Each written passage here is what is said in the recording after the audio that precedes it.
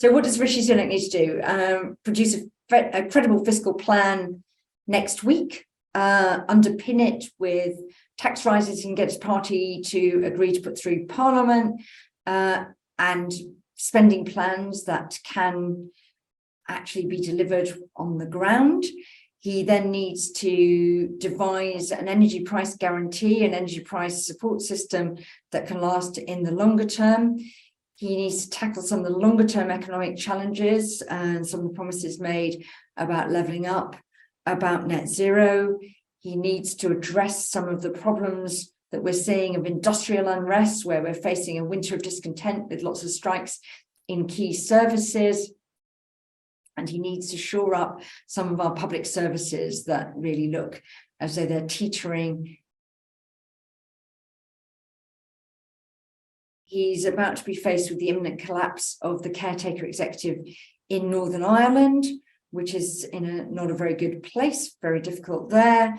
And then on the wider international stage, there's still tricky relations with the EU, ongoing negotiations about the Northern Ireland Protocol. He's got the war in Ukraine, and ultimately he'll have to decide where on earth the UK stands on China.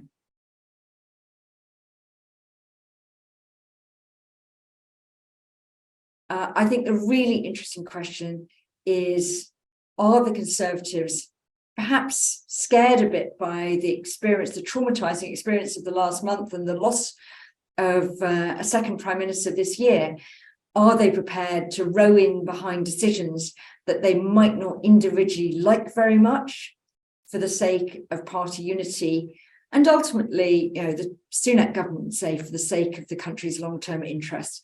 We'll have to see, because that's not been a very ingrained habit on the Conservative backbenches in recent years.